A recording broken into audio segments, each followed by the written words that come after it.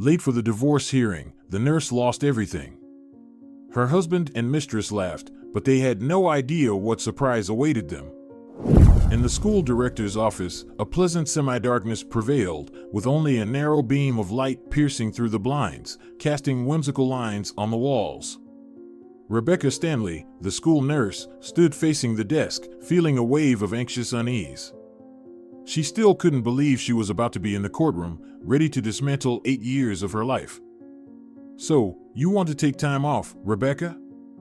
Director Brenda Stevenson asked rather bluntly. The older woman, with her dyed eggplant-colored hair and a stern yet slightly sad smile, looked at Rebecca. Rebecca nodded, feeling her throat constrict with a painful spasm and her eyes well up. "Well, of course, Brenda Stevenson replied with a bold smile, stroking a massive ring on her hand. "Personal life comes first." Deep down, Rebecca wished that were truly the case. But personal life, as it turned out, was not always easy and pleasant. On the contrary, it now involved many sharp edges, resentments, and pain. I need to be at the court by 11, Rebecca whispered. "It's a divorce case, you understand?" Brenda Stevenson frowned slightly but immediately smiled again. "Oh, Rebecca," she sighed. "I've always said you're a strong woman. Your little boy is such a good one, Donald. He's been at school for 2 years, hasn't he?" "Nothing. I've been married 3 times myself and still haven't found happiness." Rebecca smiled bitterly. Strong. She just hoped she wouldn't break down in tears from the bitterness and hurt. "So, can I count on the time off?" she asked, trying to keep her voice steady. "Of course, what are we talking about?" Brenda Stevenson replied, again stroking her ring. "But you understand, we have a lot of work right now. By the way, I wanted to tell you that." The director began talking about another inspection, the need to prepare reports for the medical committee, but Rebecca was no longer listening. The young nurse's thoughts were far away, in the courtroom where all these formalities were about to become the final chord of her marriage with Michael. She nodded absently, murmuring yes, struggling to hide how tired and empty she felt. "You understand, we have a lot of work right now," Brenda Stevenson concluded, looking reproachfully at Rebecca. Unable to take it any longer, Rebecca sighed and finally made up her mind. "Sorry, Brenda Stevenson, but I'd like to leave now." "Can I?" Rebecca said in one breath. "Well then," Brenda Stevenson grumbled, glancing at her watch again, "go ahead. Just make sure to do what I told you. Remember about the report?" Rebecca wanted to respond, but the director had already lowered her head, burying herself in paperwork. The nurse left the office and exhaled in relief. Finally, she could head to court where she would officially be free. Rebecca walked out of the office and went down the stairs, passing through the schoolyard and heading toward the bus stop. Time was tight, but Rebecca felt confident she'd make it. Oh, if only it weren't for the principal with her complaints and lectures. The janitor, Francis, waved cheerfully and, receiving a return gesture, held his broom like a sentry's rifle. It was hot outside, and the air was stagnant. As Rebecca approached the bus stop, she heard a commotion and saw a man suddenly sway and fall onto the asphalt. She flinched, her heart racing. She quickly looked around. A group of students nearby was chatting happily and taking selfies, paying no attention to the stranger. Rebecca approached the fallen man, crouched down, and tried to revive him. He was dressed in dirty clothes and smelled like what could only be called street odor. Rebecca guessed he was probably homeless. The nurse carefully placed her hand on his forehead. It felt hot. "Can you hear me? Are you feeling unwell? Say something." But he didn't respond. At that moment, Rebecca noticed the vagrant was breathing with great difficulty and likely needed emergency help. She looked around and tried once more to revive the man. He remained unconscious. Rebecca wiped the vagrant's forehead with a handkerchief, then took out her phone and dialed the emergency number. "Hello. I'm at the elementary school. There's a man lying unconscious here. Please send a paramedic team." "Wait. We'll be there in 5 to 7 minutes," the dispatcher said. Okay, we'll wait, Rebecca replied and hung up. She returned to the stranger and placed her hand on his forehead again. It was even hotter than before. At that moment, Rebecca realized that the homeless man was in critical condition. Then, suddenly, he stopped breathing. Rebecca froze. Her heart was pounding in her chest. She recalled the first aid course she took during her nursing training. Chest compressions flashed through her mind. Realizing there was no time to waste, she quickly lifted the man by the shoulders and laid him on his back. Okay, calm down, Rebecca, you can do this, she whispered to herself, taking a deep breath. Quickly finding a spot for her hands just below the man's sternum, Rebecca began pressing hard. 1, 2, 3, 4, she counted, with each movement, hoping for a miracle. At that moment, a group of students approached. Apparently, they had heard the commotion and finally noticed her. Please step back, Rebecca shouted, continuing the chest compressions. The students stepped aside with curiosity and fear in their eyes. One of the teens pulled out a smartphone and began filming the scene. 1, 2, 3, 4. Come on, come on. Rebecca chanted like a spell. It felt as though she had been doing this for an eternity. But finally, the vagrant's eyelids fluttered, and then he took a hesitant breath. Tears welled up in Rebecca's eyes. He's alive. Oh my God, he's alive, the nurse whispered, feeling an incredible sense of relief. At that moment, an ambulance turned the corner. Hey, over here. I called you, Rebecca yelled, waving her hand. The medics quickly exited the vehicle, approached the vagrant, and began examining him. Rebecca stepped back and exhaled in relief. She had done everything she could and even more, saving a life, although she had never done anything like this before. And I thought the divorce was the most important event of my life, Rebecca whispered, glancing at the doctors as they loaded the vagrant onto a stretcher. Her heart was racing as she finally reached the courthouse. She was late. Catastrophically late. Her watch read 11:17, and the divorce hearing with Michael was scheduled to start precisely at 11. She looked forlornly at a text message from her lawyer that read, Rebecca, don't be late. Struggling to catch her breath, Rebecca went up to the second floor and, looking at the first door, wondered, can I do this? The door read courtroom number 2. She took a deep breath and opened the door. Immediately upon entering the spacious room, she saw a large table in the center with the judge in a black robe seated behind it, the court clerk on his right, and Michael's lawyer on his left. The room was unusually crowded with journalists, photographers, lawyers, and simply curious onlookers. It was understandable. You don't see the divorce of a wealthy businessman every day. Rebecca looked at the empty spot across from Michael's lawyer. There were 2 chairs, one of which was clearly meant for her. Rebecca turned her gaze to Michael. His face was pale and tense. He looked at her with challenge and disdain. Beside him sat Scarlett in a bright red dress with a revealing neckline. Her face beamed with pleasure, and she looked at Rebecca with undisguised glee. Rebecca quickly took her seat, and lawyer Arnold Taylor hastened to stand and introduce her to the judge. Your Honor, I present to you Rebecca Stanley, the plaintiff in this case. The judge frowned and then announced that the hearing would continue. We were just discussing the plaintiff's material claims against the defendant, the judge said.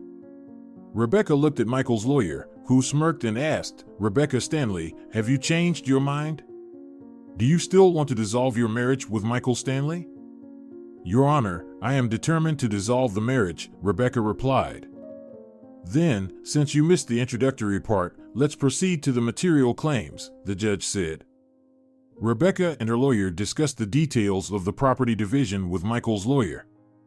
During the discussion, Rebecca tried to keep herself composed and not reveal her irritation. She felt Michael's gaze on her, knowing it was full of hatred and glee. Nevertheless, she did not let the betrayer rob her of her composure. Rebecca did her best to maintain her self-control and show the judge that she was not afraid of her husband and would not succumb to his pressure. I demand the division of all the property we acquired during the marriage, Rebecca said, repeating the phrase prepared by her lawyer. Your Honor, I request that the court dismiss the plaintiff's claim.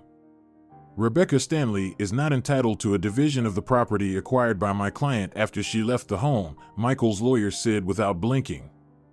Rebecca's cheeks flushed with indignation and hurt. Your Honor, this is a blatant lie. I had to move out about a month ago because my husband was constantly unfaithful and then brought another woman into our home. The judge looked at Michael and asked, Michael Stanley, do you agree with the plaintiff's statements? Did you really do this? Michael stood up and looked at his wife with disdain. Your Honor, I have never cheated on my wife before. She left me on her own, tired of my love and care. What she is doing now is an attempt to get revenge on me for finding happiness with a new woman who is far more beautiful and successful than she is. I ask you not to believe this liar. He's trying to deceive you in order to deprive me of everything we acquired during our marriage. After all, Michael's initial capital came from my late father after he sold the farm, Rebecca exclaimed, unable to contain herself. Rebecca Stanley, please calm down. Also, I ask you to provide evidence for your statements, otherwise, everything you're saying here is currently unsubstantiated. Furthermore, you have a child together. Where is Donald now? The judge said in an icy tone. At school? Rebecca whispered timidly. At school. He should be here, as his opinion will be considered in deciding with which parent he will live, the judge noted disapprovingly. Rebecca's heart ached. Tears blurred her vision, but she stubbornly held them back, trying to maintain some semblance of calm. The judge pronounced sternly, We will now proceed to the issue of the residence of the minor child of the plaintiff and defendant. Rebecca couldn't believe that her son, Donald, her 8-year-old angel, would become a pawn in their divorce war with Michael. She felt that she would give anything to have him stay with her, but fate seemed to mock her, twisting everything into an unimaginable knot. A tense silence fell over the court. Only the sound of the judge's gavel broke it once more. Rebecca looked at Michael, whom she had once loved with all her heart. Now, before her sat a stranger. His eyes burned with anger, and his lips stretched into a contemptuous smirk. Your Honor, Michael's lawyer began, savoring each word. I present a statement that my client considers the child's residence to be the father's home. Rebecca jumped up, her heart pounding with terror. No. No. Donald cannot be with Michael. He can't handle it, he hasn't cared for him at all. The judge nodded impassively. Rebecca Stanley, please refrain from emotional outbursts. We are dealing with this case in court, not in a marketplace. Lawyer Arnold Francis looked at his client with sympathy, then addressed the court. Your Honor, I am prepared to provide evidence that my client, Rebecca Stanley, is a deserving mother who has consistently cared for her son and can provide him with a proper upbringing. A heated discussion ensued. Michael's lawyer argued that Rebecca had abandoned the family and failed to provide for Donald, and therefore was not a fit parent. Rebecca, in turn, tried to prove that Michael was the one who abandoned his wife and child, and that her departure was a necessary measure. The judge, like an impartial observer, studied the presented materials intently, occasionally asking clarifying questions. Rebecca tried to highlight that although Michael had a source of steady income, he did not give his son the attention he needed. Michael, on the other hand, claimed that Rebecca worked in a low-paying job and could not provide a proper childhood for their son. The judge listened in silence, reserving the right to have the final word. When he finally spoke, everyone present gasped. We have held the hearing and listened to all parties involved. Based on the documents and witness testimonies provided, we have reached the following decision: the marriage between Michael Stanley and Rebecca Stanley is dissolved. The child, Donald Stanley, will remain living with his father. Michael Stanley's property is not subject to division due to the lack of evidence that it was acquired during the marriage. Rebecca stood still, like a frozen statue. The judge's words still echoed in her ears, like a recording on an old gramophone. Wonderful, Michael said, unable to hide his smile. Scarlett and I are very pleased. Great job. But for Rebecca, everything around her faded into a murky blur. She struggled to breathe as a lump rose in her throat. Rebecca looked up at her ex-husband, who was watching her with a victorious smile. His eyes now glistened with malice, and his lips stretched into a contemptuous grin.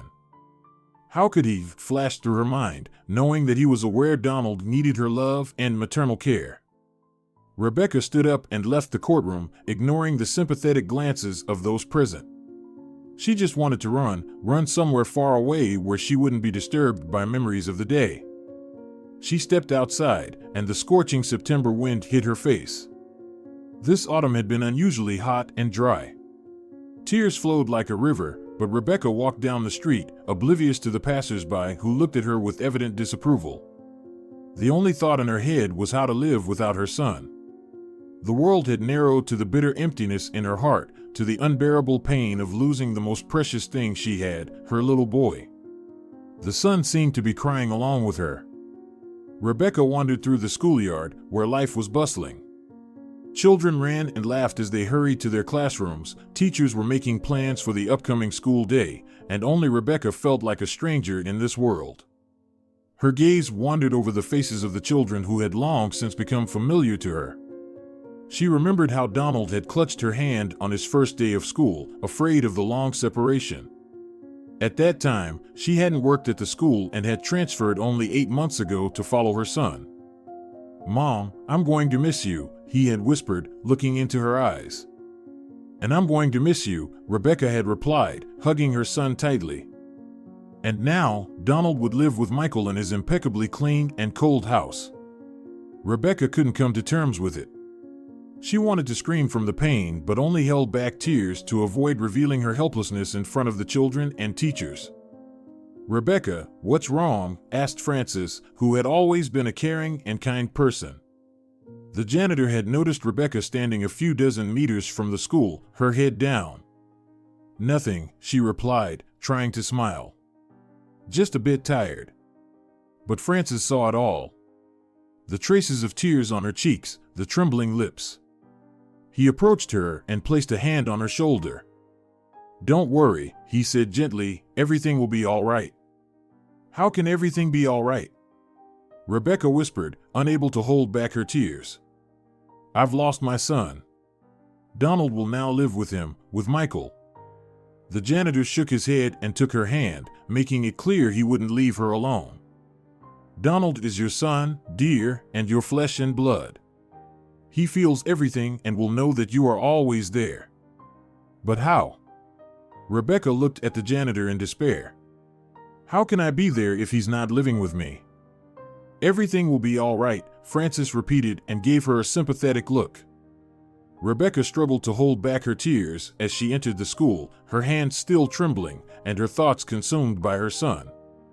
She considered herself a nurse and should help others, but how could she now help herself to heal the emotional pain? The door to the medical office opened. Lizzie Thornton, a young teacher, walked in. She was slender, with beautiful dark hair always perfectly styled. There was always some kind of mystery in her blue eyes, something incomprehensible to everyone else. "Rebecca Stanley," Lizzie said, peering into the medical office.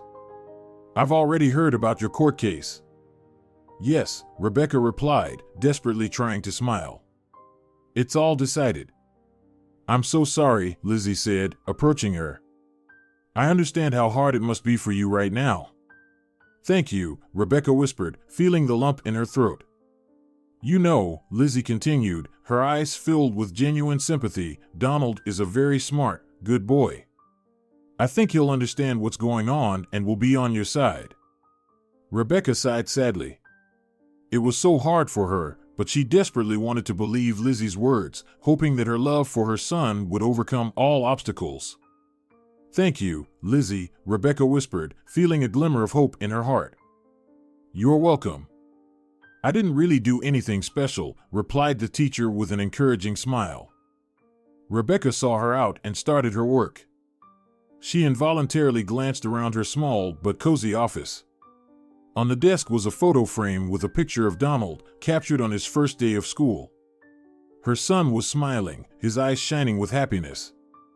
Rebecca placed her hand on the photo as if trying to convey all her love. "I will never leave you, my dear," she thought to Donald. "I will always be by your side, no matter what." At that moment, she was ready to fight for her son and her love for him. Her thoughts were interrupted by a knock on the door. "Come in," she answered, not looking up.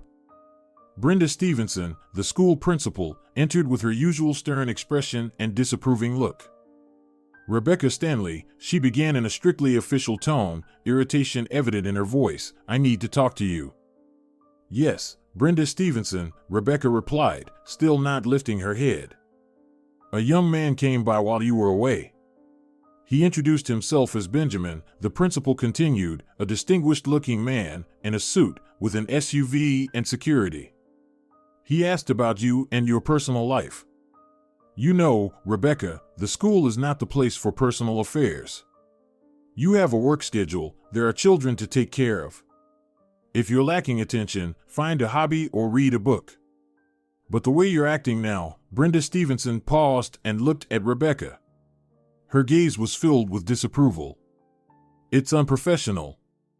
You know, not only the staff but also the parents come to the school. And they, believe me, see everything. There will be gossip, and people will say that the nurse is having an affair with some businessman. I don't want to hear such rumors." Rebecca raised her head and looked at the principal in surprise. Her eyes showed neither fear nor shame, only confusion.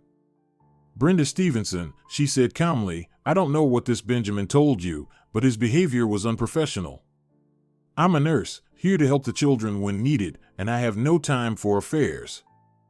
"Well, you see," Brenda Stevenson nodded in satisfaction, "I told him that our Rebecca doesn't have time for affairs. He managed to get your phone number though. He knows how to persuade, I'll give him that. If you end up with him, remember the repairs in the gym and the cafeteria. Maybe he can help with money or construction materials. Oh, if I could shed 20 years, I'd twist him into a pretzel myself." Rebecca felt uneasy with the principal's confession. It wasn't a good idea to give her number to the first stranger. And who exactly was this mysterious visitor? Maybe Michael's business partner? No, it didn't seem likely. Her husband had kept her away from business dealings. Meanwhile, Brenda Stevenson tactfully left, leaving Rebecca to ponder. The call from the classroom was Rebecca's salvation. It was as if she was waiting for the signal to rise from her desk. Honestly, she couldn't wait to see Donald, her son, her only treasure. She was also afraid that Donald might misunderstand her, feel hurt, or even be upset. The classroom was buzzing with the familiar energy of children. The students, freed from their lessons, were chattering, laughing, and sharing their impressions. Donald was sitting at the front desk, buried in his notebook, but as soon as he saw his mother, his eyes lit up with joy. Rebecca quietly approached her son, touched his hand, and whispered, "Donald, sweetheart, I came to see you," he smiled. "How are you, darling?" Rebecca asked, trying to hold back tears. "I'm fine. We just had a test," Donald replied, looking away. Rebecca felt her heart break into a million pieces. She knew her son was deliberately not telling her the whole truth. He was very upset, and she understood that immediately. "Donald, we had a court case with your dad," Rebecca began, trying to speak calmly, but her eyes were clouded with tears. "I know," Donald whispered sadly. "Dad will be living with you now," Rebecca continued. Donald slowly lifted his eyes to his mother. In them was the pain she had never wanted to see. "I don't want to live with Dad." "I understand, sweetheart," Rebecca whispered, "but that's what the court decided. I can't change anything." "Will you live with us?" he asked hopefully. Rebecca didn't know what to say. Of course, she wanted to tell him that she would always be with him, but she knew that would be a lie. "No, I will live separately," Rebecca said, feeling a lump in her throat, "but I will come to visit you. We'll talk on the phone, and you can always count on me." "How often will you come?" Donald asked. His voice held a hope that Rebecca didn't want to shatter. As often as possible. Everything will be all right, Donald. I love you very much. And will you miss me? Her son asked, with a childlike, unabashed tone. His eyes were shining with tears. I will miss you every second. They stood hugging for a while, then Rebecca left, feeling an unbearable heaviness. Entering her office, she picked up her old smartphone, which she had left on the desk. The screen showed a missed call from an unknown number. Who could that be? Meanwhile, the call came through again.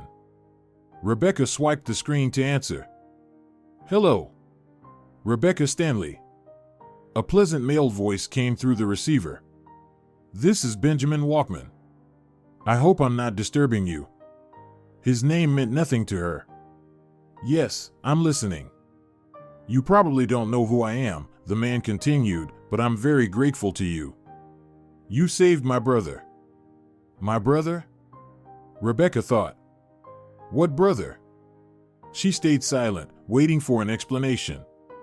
His name is Peter, Benjamin continued. You see, he was dressed as a vagrant as part of an acting exercise for his application to a drama school. But in the heat, he had a heart attack. He's had heart problems since childhood. He needs a pacemaker, but he refuses to get one. Anyway, you saved him. At that moment, Rebecca remembered everything. Indeed, a few hours ago, near the bus stop. Yes, that was me. Thank you for calling. How is he? Rebecca replied. Peter is fine, already home. Thank you so much. You have no idea what you've done. Benjamin's voice was filled with genuine gratitude. She hesitated, not knowing what to say. Meanwhile, the businessman continued, I would very much like to meet you, to thank you in person. And if you don't mind, I'd like to know a bit more about you. I think a meeting is inappropriate right now, Rebecca said, feeling her cheeks flush. Oh, please, Rebecca. Benjamin paused slightly, and his voice became more insistent. I don't just want to thank you. I want you to know that I. Well, I don't know how to say it, Rebecca interrupted him. I'm a nurse. My job is to help people, and I didn't do anything special. Oh, you've done a lot for me, Benjamin replied. You saved my brother. All right, Rebecca said awkwardly again, we can meet, but just not today. How about tomorrow? Benjamin asked hopefully. Yes, tomorrow after work. Where would you like to meet? I'll be waiting for you at the school entrance, the businessman answered. Benjamin's voice carried optimism, as if he already knew Rebecca would agree. All right, see you then, the nurse replied with a trembling voice. Thank you, Rebecca. Benjamin said goodbye, and she hung up. Rebecca sat with her eyes closed, trying to remember the face of the person she had helped on the street. The brother of a successful businessman who dressed as a vagrant for an acting exercise. Well, that's something. And why doesn't Peter take care of his health? A sick heart, and he decided to test his acting skills in the heat. Couldn't he have chosen a more suitable time? The rest of the shift flew by unnoticed. Finally, the workday was over, and Rebecca could head home. Donald was picked up from school by Michael, who, with a demonstrative smile, strolled down the hallway arm in arm with Scarlett. Fortunately, Rebecca had the strength to hold back and not confront them right then and there.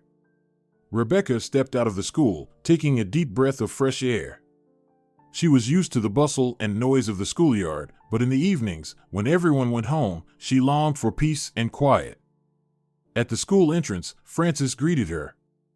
The janitor looked worried and was glancing around. Rebecca, Frances said, grabbing her hand. We've got trouble. A puppy was found in a sewer manhole. Its little leg is broken, poor thing. Rebecca froze, not knowing what to say. I saved it, Frances said, showing her the tiny, fluffy bundle nestled in his arms.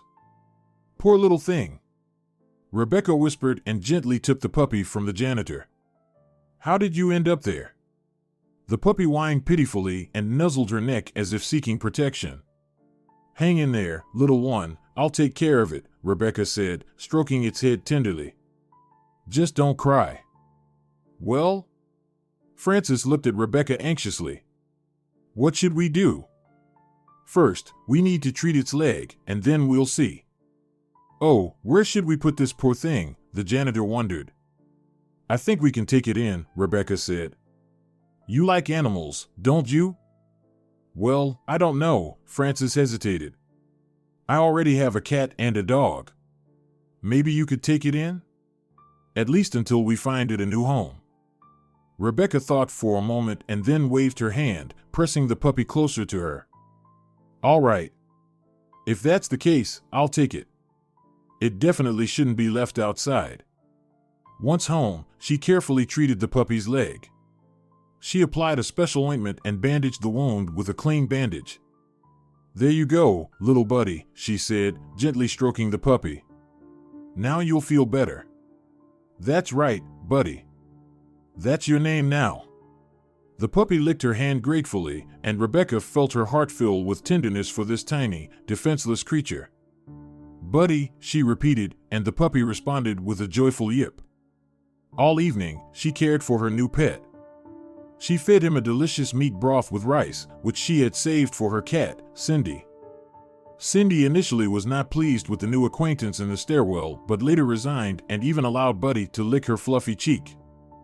As she was going to bed, Rebecca felt an inexplicable surge of tenderness for this little, fluffy bundle. For a moment, it seemed that Buddy was a part of her life, bringing warmth and joy into her rented apartment. She fell asleep, holding the puppy close, and dreamed beautiful dreams. She envisioned a bright forest meadow covered with colorful flowers. The puppy was running joyfully across it, with a little Rebecca chasing after him.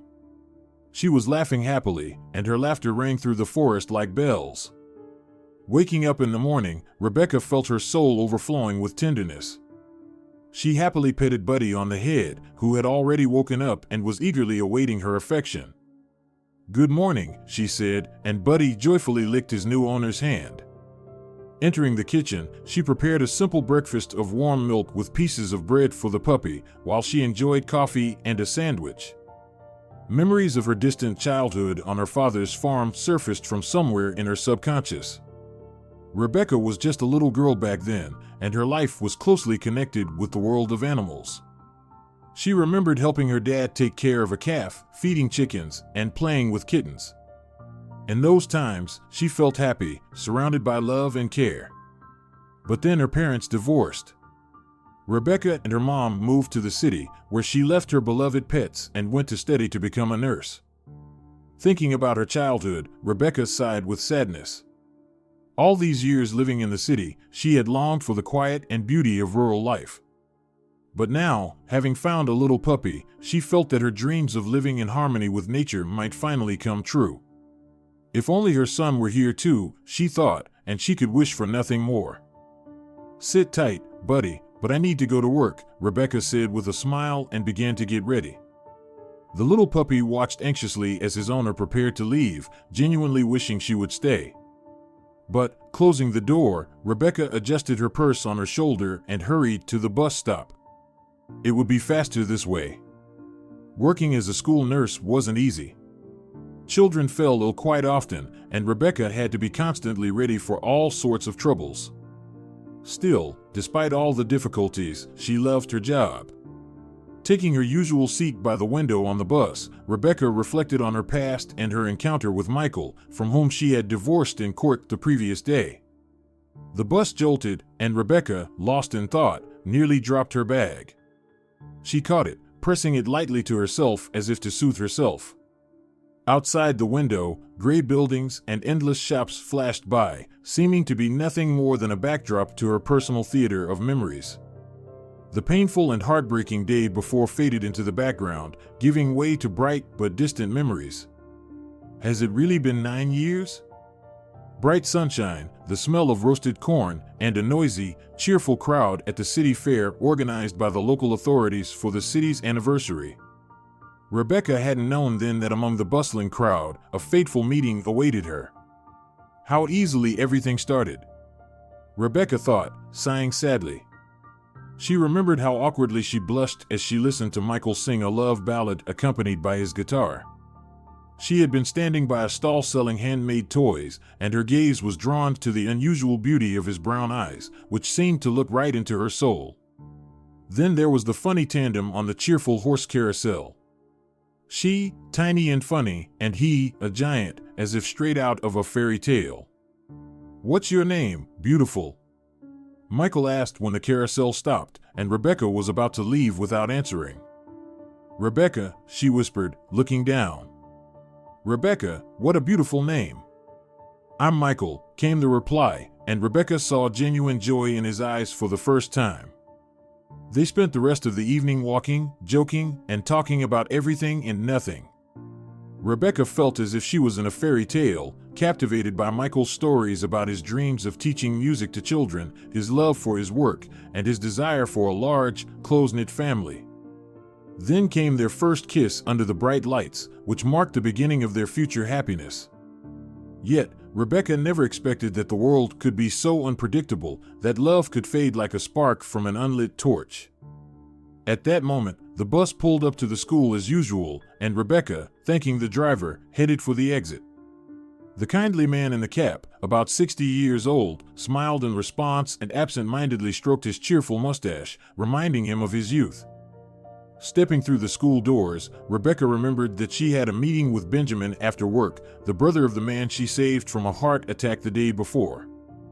The principal gave her an annoyed look and nodded curtly, as if silently blaming her for all her problems in such an important position. Unfortunately, Rebecca had no idea what her shift would be like today. A fourth-grade girl, Georgia Walter, arrived at school with a high fever, and Rebecca had to call an ambulance. Georgia's mom was at work, and the little girl was left alone with her illness. Rebecca did everything she could to help the student and her mother. She called a doctor to the school, then comforted Georgia and called her mother at work. "Don't worry," she said. "Everything will be all right. It's probably a seasonal virus." "Thank you, Rebecca Stanley." "I'm very grateful to you," said the girl's mother. "You're welcome," Rebecca replied. "You take care of your work, and I'll look after your daughter." Rebecca spent about an hour with Georgia until the doctor arrived. She read her stories, played games, and comforted her as best she could. "Don't be scared, it'll pass," she told the little girl. Georgia cried quietly, but gradually her crying subsided. By the time the doctor arrived, the girl had fallen asleep in the nurse's arms, and Rebecca smiled.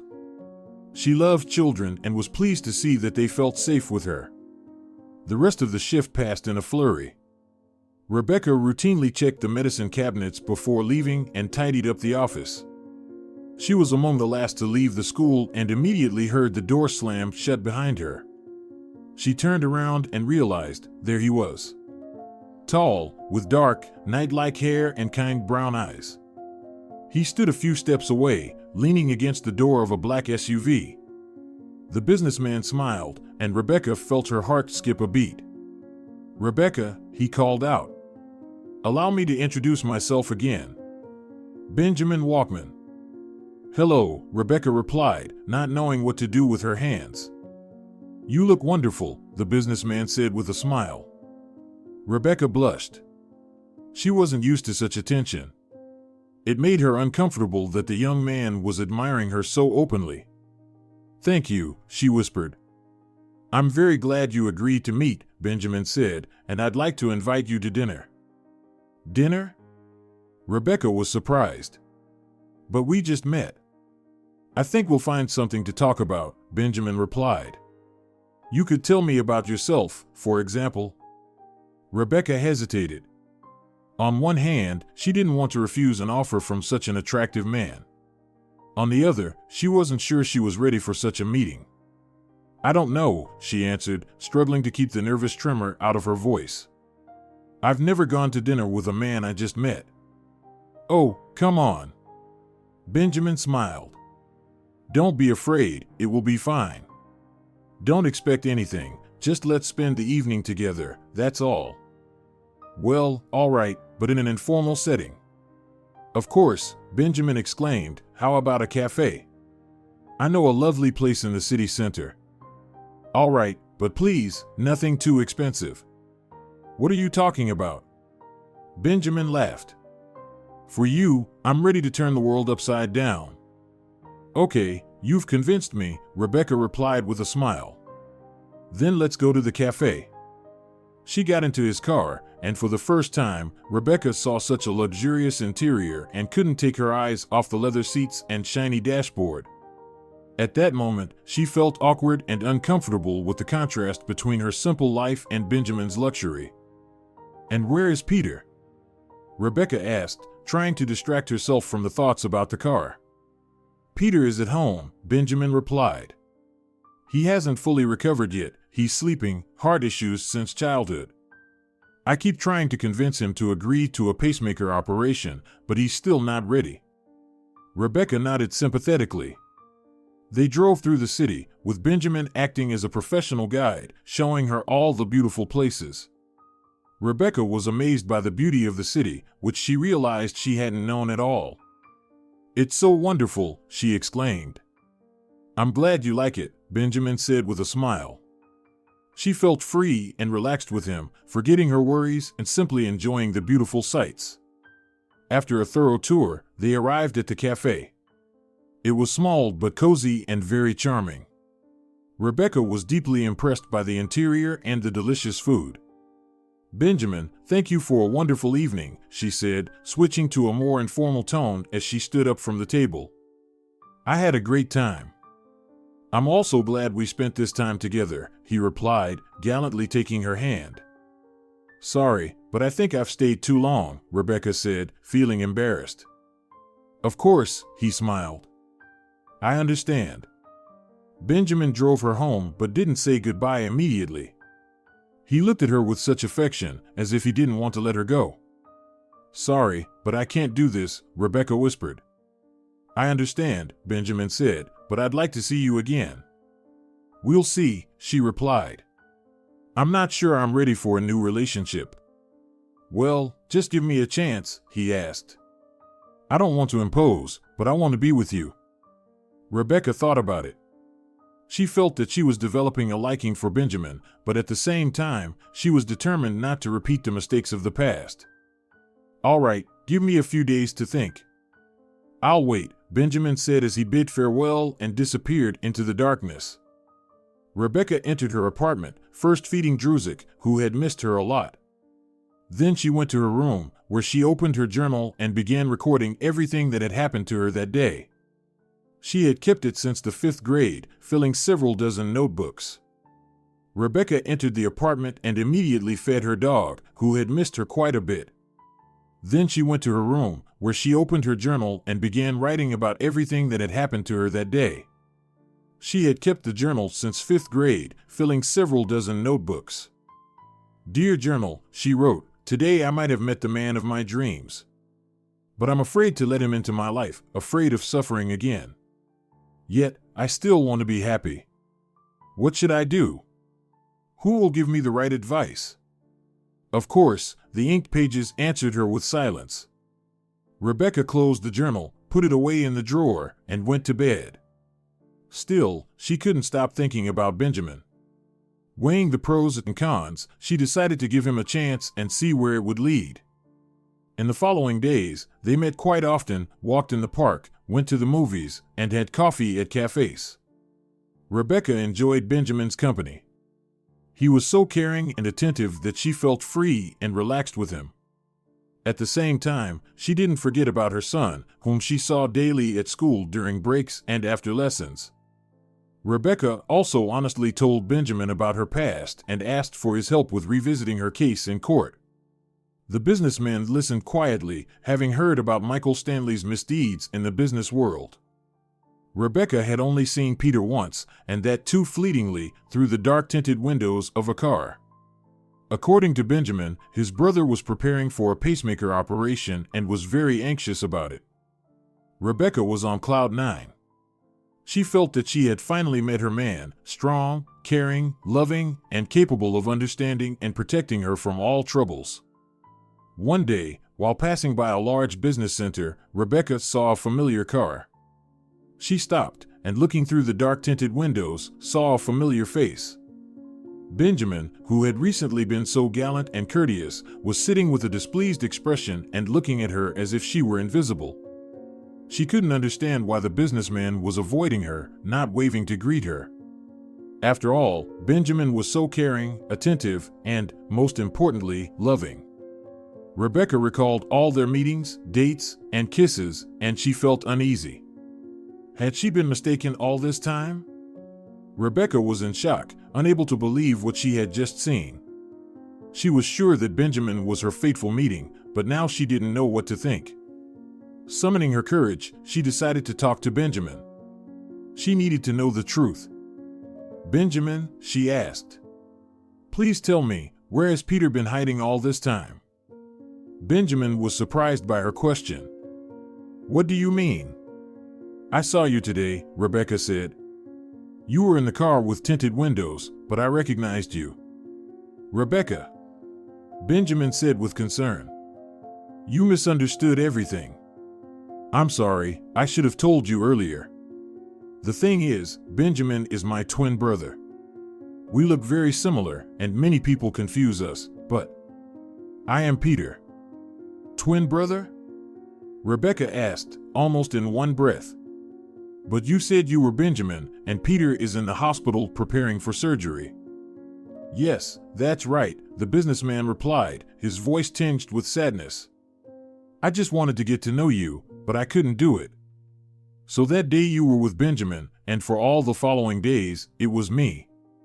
My brother is more confident than I am. And that's why I took acting lessons, trying to gain confidence.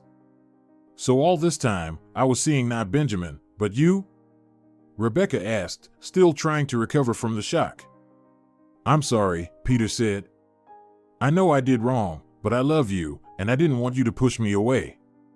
"You love me?" "But I thought all along that I was dating your brother," she replied. "It's true, Rebecca. But I really do love you and want to be with you alone." "And how can I trust you now?" she asked. "You lied to me." "I know. But I'm ready to make things right. And I promise that I will always be honest with you from now on." Rebecca was confused, unsure of what to do next. Deep down, she loved this man, but she couldn't forgive such deceit. "I know it's a difficult choice," Peter said, taking her hand. "But I'm waiting for your decision." "All right, I'll think about it," she replied, looking at Peter and trying to understand her feelings. "I love you," he said, kissing Rebecca on the cheek. "I'll be waiting for your call." 2 weeks passed. Rebecca believed Peter and met with Benjamin, who apologized for the forced charade on behalf of his brother. Peter, after a long period of doubts and indecision, finally agreed to undergo the pacemaker surgery. The decision was not easy, but Rebecca managed to convince him that it was the only chance for a long and happy life. "I love you," Peter whispered, holding her hand in his, "but I'm really afraid that this surgery might be fatal for me." "Don't be afraid," Rebecca said, pressing her cheek against his. "Everything will be all right. You're strong, you'll definitely pull through, and I'll be by your side every minute." Peter smiled, and hope flickered in his eyes. At that moment, Rebecca felt the happiest she had ever been. She was sure that they were destined to be together, to face all of life's challenges hand in hand, step by step. Fortunately, due to innovative techniques and the high qualifications of the doctors, the surgery was successful. Peter was weak but felt somewhat better. Rebecca stayed by his bedside every moment. She cared for him, fed him with a spoon, read aloud his favorite books, and sang gentle songs. Her love was so strong that Peter felt surrounded by a warm and tender cocoon. "Rebecca," he whispered, looking at her with tearful eyes, "you're an angel. You've saved me." Rebecca smiled and, stroking his hand, said, "Don't say silly things. We'll go through whatever fate has in store for us together. I'll be here until you're fully recovered." A month passed, during which Peter made significant progress. He could walk now, though he still felt some weakness. "Rebecca, I want you to be my wife. I can't live without you. You're my life, and there's meaning only in that." Tears of happiness welled up in Rebecca's eyes. "I would love to." They got married on a warm and sunny morning. The event was modest but very heartfelt. The wedding was filled with the aroma of fresh flowers, the gentle music of a violin, and the chirping of birds. It seemed as if nature itself was celebrating the newlyweds. The sun shone as brightly as the happiness in Rebecca and Peter's eyes. The bride and groom were beautiful, young, and full of hopes for the bright future they were now creating together. After the ceremony and a photo session against a backdrop of a floral arch, the guests gathered at the dining tables, adorned with white tablecloths and elegant vases of white roses. The air was filled with laughter, lively conversations, the clinking of glasses, and touching toasts in honor of the newlyweds. Among close and dear people, Rebecca and Peter vowed eternal love and fidelity, thus uniting their lives into one. A special gift for the newlyweds was the return of Donald to the family. Benjamin managed to have the case reviewed in court. The judge heard the child's wishes and ruled in favor of his mother. "I've missed you so much," Donald exclaimed, throwing himself into her arms. Rebecca hugged her son tightly. "And I've missed you, my dear," Rebecca said, beaming with joy at Donald's smiling face. "You will always be with us now," she told him. "Yes, Mom, I've been waiting for this for so long," Donald replied. Peter looked at them with a tender smile, feeling warmth and joy in his heart. He was willing to give anything to always see his family happy. Michael, upon learning about the return of his son to his mother, was furious. He tried to argue until he found out that Scarlett, his lover, had been deceiving him all along, pregnant by another, more influential suitor. "Did you deceive me?" he roared, feeling betrayed and insulted. All this time he had believed in Scarlett's feelings, while she had been playing him. "Leave," Michael said in a cold voice, without turning around. "I will never forgive you." Scarlett lowered her head and quietly left his house. Ahead of her was a new life, free from court cases and disputes with the ex-wives of her lovers. In the evening, exhausted from the wedding festivities, Rebecca and Peter lay in bed, watching the moonlight illuminate the peaceful landscape of their estate through the window. The room was filled with silence, interrupted only by the soft breathing of the lovers. Rebecca and Peter nestled in each other's arms, enjoying the warmth of their love. However, on the first floor, there was a noisy game being played by the happy Donald and the puppy.